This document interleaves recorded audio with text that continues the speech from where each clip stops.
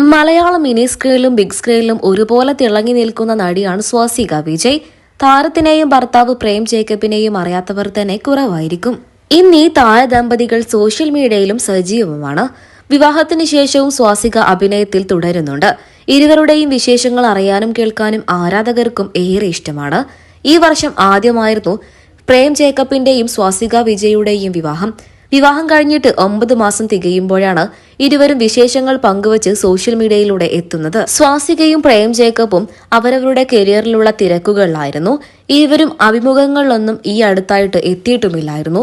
ഇപ്പോഴിതാ ഒരു YouTube channel നൽകിയ അഭിമുഖത്തിൽ വെച്ച് വിവാഹത്തിന് ശേഷമുള്ള തന്റെ ജീവിതത്തിലെ മാറ്റങ്ങളെക്കുറിച്ച് തുറന്ന് സംസാരിച്ചിരിക്കുകയാണ് സ്വാസികയും ഭർത്താവ് പ്രേമും. ഇരുവരുടെയും വിവാഹം കഴിഞ്ഞിട്ടുള്ള ആദ്യത്തെ തിരുവോണമാണ് ഈ കഴിഞ്ഞു പോയത്. ഇതിന്റെ വിശേഷങ്ങളും പ്രേമും ഭാര്യ സ്വാസികയും പങ്കുവച്ചു.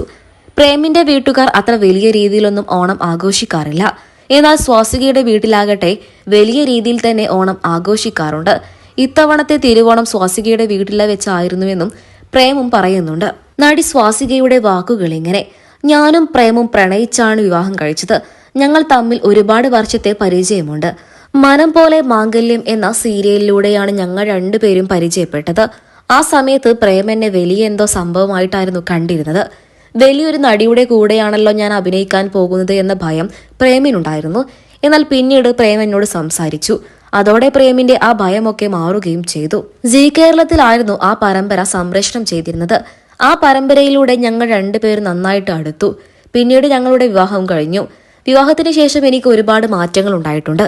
മറ്റൊരാൾക്കൂടെ ജീവിതത്തിലേക്ക് വന്നതിന് ശേഷം ചിട്ടകളൊക്കെ എന്റെ ജീവിതത്തിൽ വന്നിട്ടുണ്ട്.